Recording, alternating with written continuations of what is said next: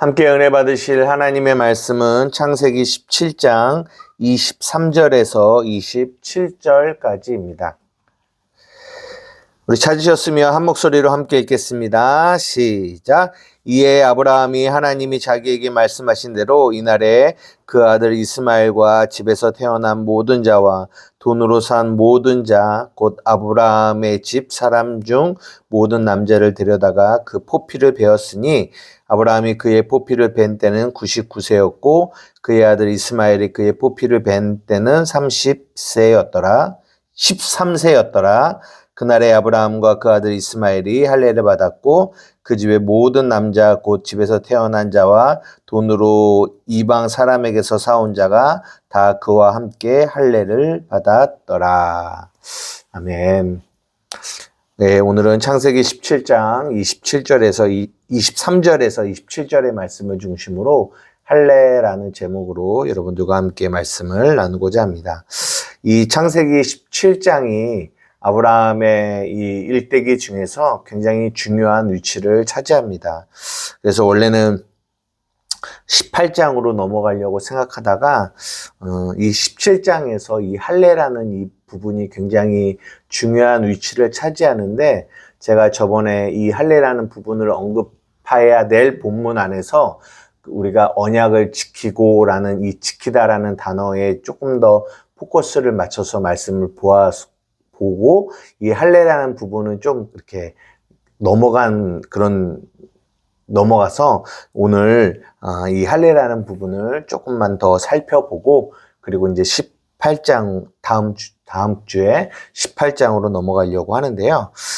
이 할례라고 하는 것이 언약의 표징이라고 얘기합니다. 언약의 표징. 이 표징이라는 단어가 이 오트라는 단어인데 우리가 이제 어디서도 봤죠? 우리 노아의 홍수 사건에도 이 언약의 표징으로 하나님께서 무엇을 주셨습니까? 예, 무지개를 주셨죠, 무지개. 이 활이라는 뜻을 가진 이 무지개를 주셨어요. 이것도 역시 언약의 표징, 오트입니다. 그래서 이 오트라는 이 단어가 신약으로 넘어가면 이제 우리가 이제 다음 주부터 요한복음 2장부터 12장까지 7개의 표적이 나오거든요. 7개의 표적. 그때 이 표적이라는 거, 이 사인이라는 거거든요. 사인. 그것이 이제 무언가를 가리키다. 이런 뜻을 가지고 있는데, 이 오트와 같은 의미를 가지고 있습니다. 그래서 이 할례가 오늘 이 17장에 하나님께서 이 할례를 행하라. 이것이 너와 나의 언약의 표징, 영원한 언약의 표징이다라고 말씀하세요. 근데 우리가 주일날에도 여러분들과 함께 이렇게 좀 살펴보았지만 우리가 이 하나님이 우리에게 주신 이 말씀을 이 땅의 것으로만 이해하고 하늘과 땅이 연결되어서 이 땅의 것으로 주어진 것을 하늘의 것으로 이해하지 못하면 우리는 하나님의 말씀을 오해하게 되고 왜곡하게 된다라는 거예요. 오늘 이 할례도 마찬가지입니다. 이 할례, 이 오트, 이 표적은 무언가를 가리키고 있어요. 실체를 이렇게 가리키고 있는 거죠. 그 자체로서 어떤 의미를 가진 게 아니라 그 안에 하나님이 우리에게 주시고자 하는 의미가 담겨 있는 거죠. 그래서 이것이 신약으로 넘어와서 갈라디아서나 로마서에서 보면 이것이 마음의 할례다라고 얘기를 하거든요. 마음의 할례. 근데요, 이 신약에서 이렇게 마음의 할례라고 말한 것이 아니라 이미 이 할례가 담고 있는 것이 마음의 할례임을 구약에서부터 하나님은 말씀하셨어요. 그게 어디냐면 신명기 10장 16절입니다. 한번 찾아볼까요? 신명기 10장 16절입니다. 신명기 10장 16절. 다 같이 읽겠습니다. 시작. 그러므로 너희는 마음의 할례를 행하고 다시는 목을 곧게 하지 말라. 하나만 더 보겠습니다. 신명기 30장. 신명기 30장. 6절입니다. 신명기 30장 6절입니다. 시작. 내 하나님 여호와께서 내 마음과 내 자손의 마음에 할례를 베푸사 너로 마음을 다하며 뜻을 다하여 내 하나님 여호와를 사랑하게 하사 너로 생명을 얻게 하실 것이며. 이미 이 신명기, 구약의 신명기에서 이 오늘 창세기에 나온 이 할례가 단지 표면적인 할례가 아니라 보여지는 육체적인 할례의 의미를 두는 것이 아니라 정말 말하고 싶은 거는 마음의 할례를 행하는 것이다 라는 것을 성경이 우리에게 이미 구약에서부터 언급하고 있고요. 그래서 그것이 로마서에서 오면 로마서 2장에 이렇게 말씀을 하시는데요. 한번 찾아보겠습니다. 로마서 2장 28절입니다. 로마서 2장 28절에서 29절입니다. 로마서 2장 28절에서 29절 시작. 무릇 표면적 유대인이 유대인이 아니요 표면적 육신의 할례가 아니니라. 오직 이면적 유대인이 유대인이며 할례는 마음에 할지니 영에 있고 율법 조문에 있지 아니한 것이라. 그 칭찬이 사람에게서가 아니라 다만 하나님에게서니라. 할례는 어디에 해야 된다고요? 할례는 마음에 해야 한다라고 말해요. 마음에. 이 마음의 할례를 말하는 거예요. 여러분, 이 할례라는 것이 뭔지 아시죠? 남자의 중요한 부위의 이 표피를 잘라내는 거예요. 그것은 결국 어떤 의미를 갖고 있냐면 그 사람의 죽음을 이야기하고 있는 거예요. 그 사람의 죽음. 죽음. 이것이 표면적인 할례의 모습이에요. 그 죽음이 결국에는 신약으로 넘어와 이 마음의 할례로 표현되어지면서 이 마음의 할례를 받는다라는 것은 우리가 로마서에도 말했지만 우리의 옛사람이 예수님과 함께 십자가에 못 박혀 죽고 이 죽음, 이 할례를 통해서 우리의 옛사람이 죽는 이 죽음을 성경은 이 할례라는 이 증표를 통해서 이 표징을 통해서 우리에게 담아놓고 있는 거죠. 그래서 우리의 옛사람이 죽고 우리가 새 사람으로 다시 사는 이 복음의 의미를 이 할례라는 이 의미 안에 담아 놓으신 거죠.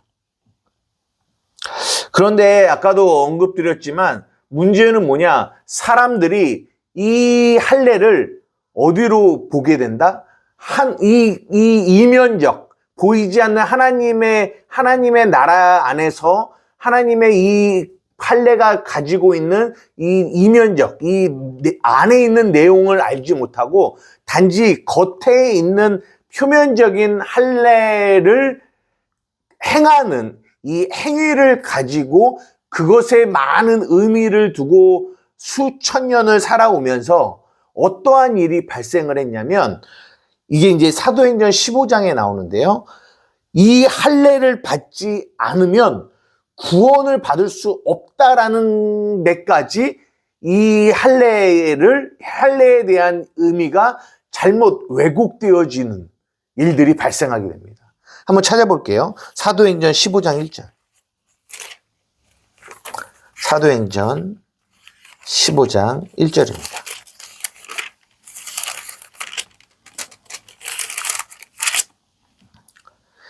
이 사도행전 15장은 예루살렘 회의가 이루어지고 있는데요.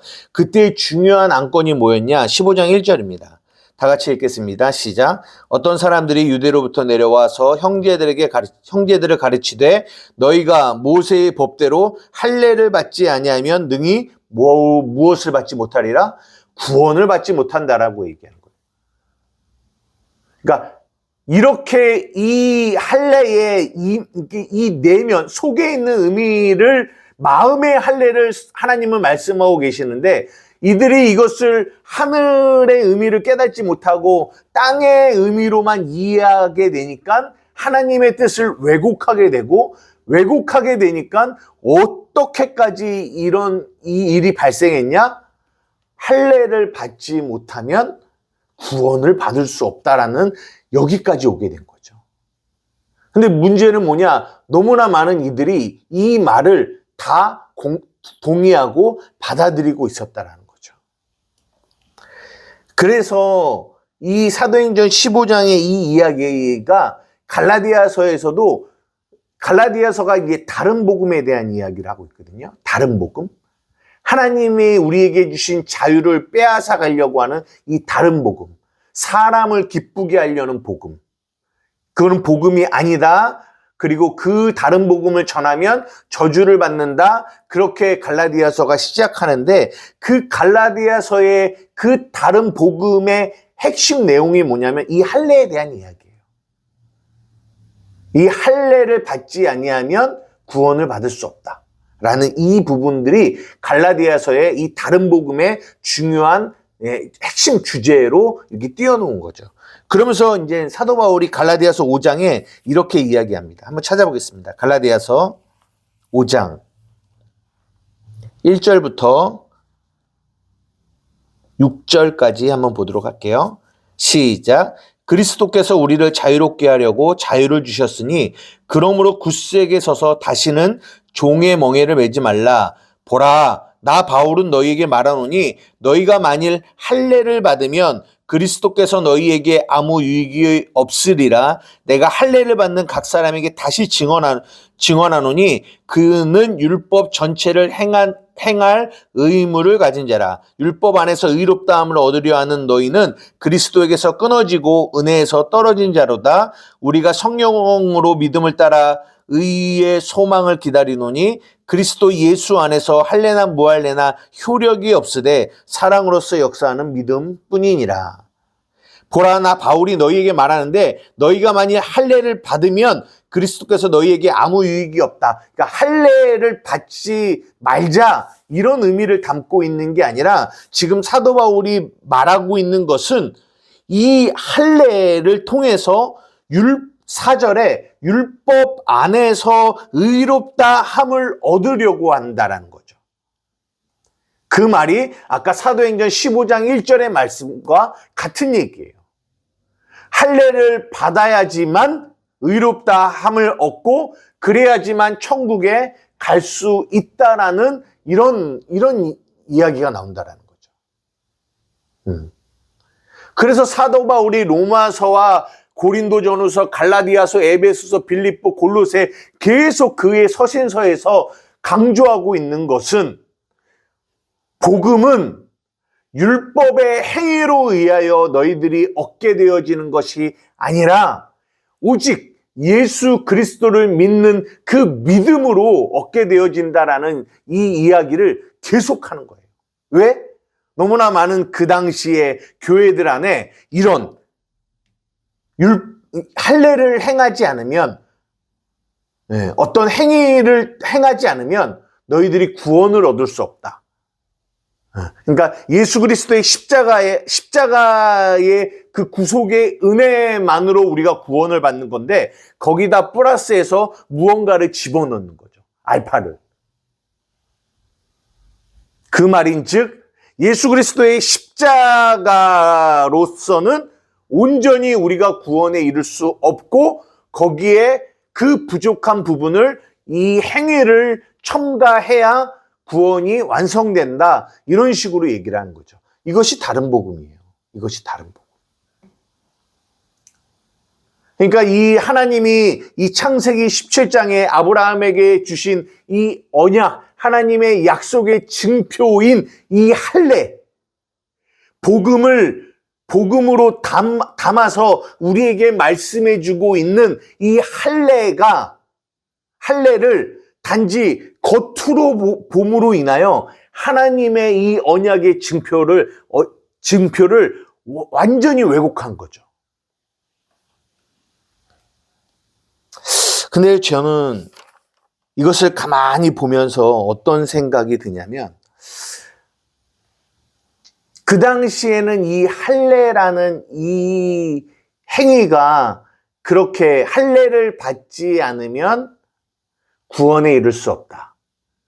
근데 이 할례라는 이 자리에 이제 지금은 뭐 할례를 받지 않으면 구원에 이를 수 없다, 이런 얘기는 교회 안에서 하지는 않죠. 근데 그 당시에는 이 할례라는 이 부분이 굉장히 중요한 어떤 율법의 행위에 굉장히 중요한 위치를 차지하고 있는데, 지금은 그 자리에 다른 것이 들어와서 다른 것이 그 자리를 대체하고 있다라는 생각을 하게 되는 거죠. 예를 들어 뭐 주일 성소를 하지 않으면 구원에 이를 수 없다. 11조를 하지 않으면 구원에 이를 수 없다. 제가 이게 지어낸 이야기가 아니라 이렇게 굉장히 그런 이야기들을 이렇게 많이 들어왔어요. 물론 그들이 하려는 그 그들의 말의 의도는 제가 충분히 이해는 하지만, 그런 말이 얼마나 듣는 이들에게 복음을 왜곡시킬 수 있는 위험성을 가지고 있는지는 우리가 반드시 알아야 된다는 거예요. 그런 어떤 보여지는 표면적인 어떤 신앙생활, 그것이 대표적인 게 뭐 주일 예배, 그리고 뭐 11조, 이런 것들을 앞에다 딱 세워놓고 너희들 이거 하지 않으면 너희들이 어떻게 구원을 받을 수 있겠니? 라고 이야기를 하는 거죠.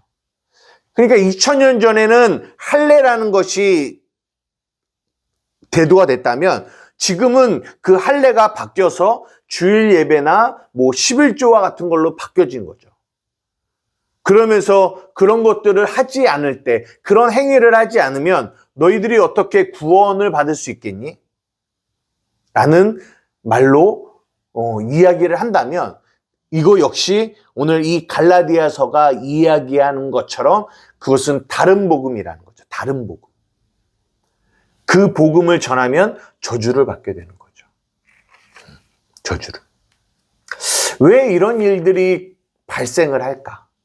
왜 그렇게 할례, 이 겉으로 드러난 표면적인 것들을 그렇게 신앙생활에 큰 위치를 차지하게 되는지를 좀 생각을 해봅니다. 저는 개인적으로 많은 사람들이 진정한 신앙생활은 내 안에 계신 하나님과 함께하는 거거든요. 내 안에 계신 하나님. 근데 대부분의 사람들은 내 밖에 계신 하나님과의 관계를 통해서 신앙생활을 해요. 이게 무슨 말이냐면 이런 거죠. 저도 가만히 어쨌든 생각을 해봅니다. 내가 한 주를 살아가고, 이 한 주를 살아가면서 내가 정말 그리스도인으로서의 삶을 살아가고 있는 것을 어떻게 알 수 있지? 내가 신앙생활을 하고 있어. 한 주를 살아가면서. 근데 내가 한 주를 살아가면서 신앙생활을 하고 있고 그리스도인으로서 살아가고 있다는 거를 어떻게 나타낼 수 있고 어떻게 알 수 있지라는 질문을 해볼 때, 내가 이렇게 수요일 날 설교를 하구나. 내가 주일 날 이렇게 예배를 인도하고 있구나. 주일 날 예배를 드리네. 그래서 나는 예수를 믿는 사람이야. 그리스도인이야. 라는 생각을 갖는다면 그게 맞는 말일까요? 그렇지 않다라는 거죠. 우리가 그리스도인임을 우리 밖에서 어떤 종교적인 행위를 함으로 인하여 우리가 그리스도인임을 증명할 수 있는 것은 그것은 잘못된 거예요. 우리가 그리스도인임을 증명하는 오직 유일한 한 가지는 로마서가 뭐라고 얘기합니까? 내 안에 그리스도의 영이 계시는 것으로 우리가 그리스도인이라는 것을 증명한다라고 말씀해요. 한번 찾아보겠습니다. 로마서 8장 9절입니다. 로마서 8장 9절입니다. 시작. 만일 너희 속에 하나님의 영이 거하시면 너희가 육신에 있지 아니하고 영에 있나니 누구든지 그리스도의 영이 없으면 그리스도의 사람이 아니라. 너희 속에 하나님의 영이 거하시면 너희가 육신에 있지 아니하고 영에 있대요. 누구든지 그리스도의 영, 우리 안에 그리스도의 영이 없으면 그리스도의 사람은 아니라는 거예요.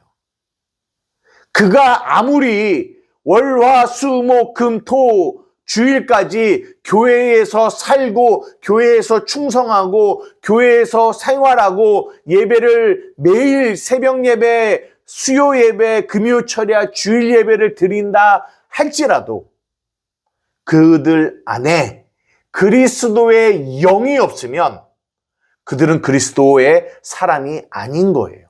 무슨 말이냐? 그들이 그리스도인이 되는 것은 그들이 그렇게 외부의 표면적인 어떤 신앙생활, 종교적인 생활을 함으로 인하여 그리스도인인 것이 아니라 그들 안에 그리스도의 영이 있어야 그들은 그리스도인이라는 거죠.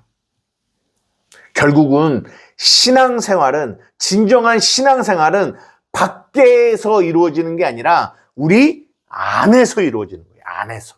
내 안에서. 한번 생각해 봅니다. 다시. 내가 한 주를 살아갑니다. 내 안에 그리스도의 영, 성령이 계시는데, 그러면 그 성령과 내가 이 한 주 동안 어떠한 교제를 갖고 있지? 그분이 내게 무엇을 말씀하셨지?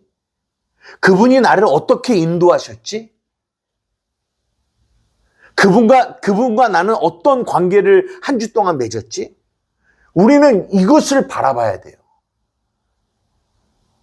근데 그런 안에서의 관계가 없으니까 사람들은 자신이 그리스도인임을 자꾸만 밖에서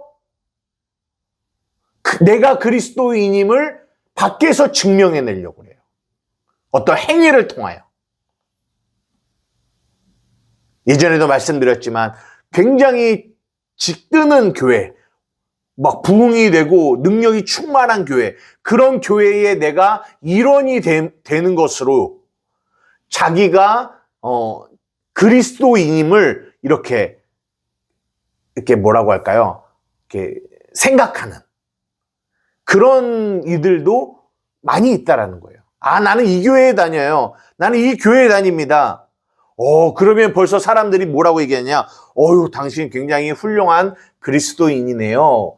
라는 얘기를 하게 된다는 거죠. 그 교회 안에 멤버십을 갖고 있다라는 이유로. 그럴 수 없다라는 거죠. 그래서 이런 말들이 나오는 거예요. 그런 밖에서의 어떤 예배나 11조나 뭐 충성이나 전도나 또 뭐 이런 것들을 통하여 그 사람이 그리스도인임을, 훌륭한 그리스도인임을 자꾸만 밖에서 찾으려고 그래요. 그러나 그것은 바람직하지 않고 옳지 않다라는 겁니다. 제가 예전에 저 외국에서 선교할 때 어떤 청년 하나한테 이런 얘기를 했어요. 아, 형제님, 한 주 동안 어떻게 생활하셨어요? 형제님 안에 계신 성령님과 어떠한 관계를 맺고 살아가셨어요? 라고 물어봤어요. 근데 그 청년이 이해를 못해요. 처음에 내가 어떻게 살아가셨어요? 라고 하니까 뭐 나는 모두 했고 뭐 여러 가지 이야기를 합니다. 아니, 그런 거 말고요. 형제님 안에 계신 성령님과 어떤 교제를 가지셨어요? 라고 물어봤어요. 그랬더니 그 청년이 이 말에 대한 질문에 이해를 하지를 못하는 거예요. 왜요? 지금까지 그 청년이 했던 신앙생활은 밖에 어떤 함께 예수를 믿노라고 하는 그 교회의 멤버들과 함께 모임을 갖고 같이 예배를 드리고 같이 전도를 나가고 같이 뭐 찬양을 하고 이런 것들이 신앙생활이라고 생각을 했는데, 그것을 하면 나는 신앙생활을 하고 있구나라는 생각을 했는데, 지금 뭘 물어보냐면 그 밖의 행위를 물어보는 게 아니라 그 사람 안에 계신 성령님과 어떤 교제를 갖고 있냐라고 물어보니까 대답을 못하는 거예요. 내 안에 그분이 계신지 안 계신지를 확신할 수 없는 거예요. 내 안에 그리스도의 영, 성령이 계신가? 살아계신 그 생명이 충만하신 성령이 내 안에 계심에도 불구하고 모르는 거예요. 둘 중에 하나죠. 없거나 계신데 그분을 인정하지 않고 그분의 계심을 인식하지 않고 살아가는.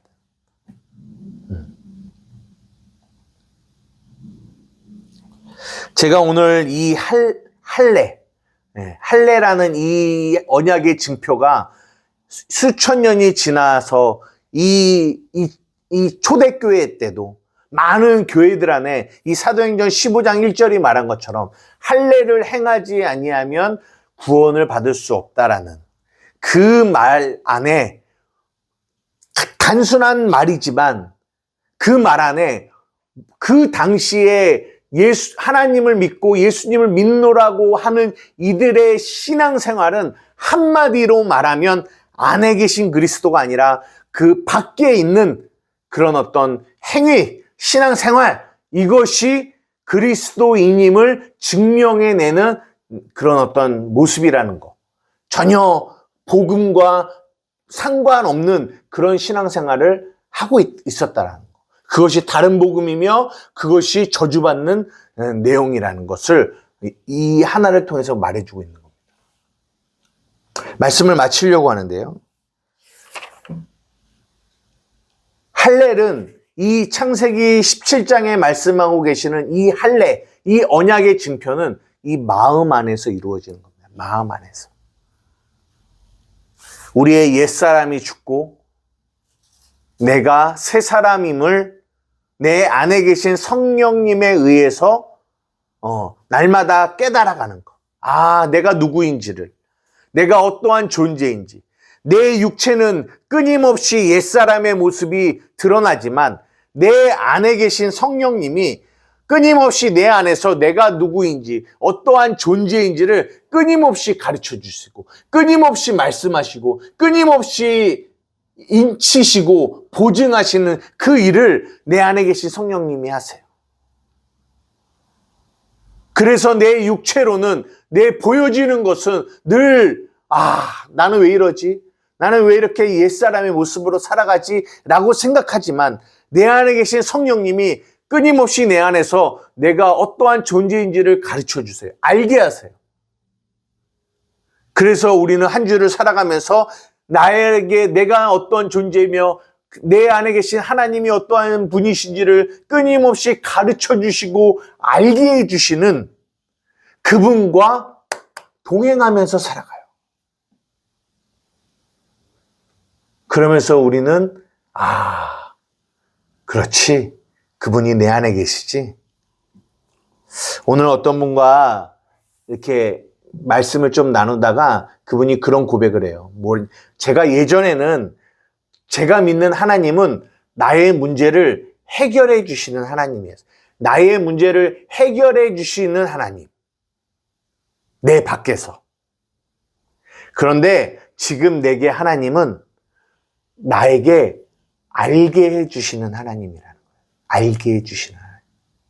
내 안에서 나에게 복음의 진리를 알게 해 주시는 하나님.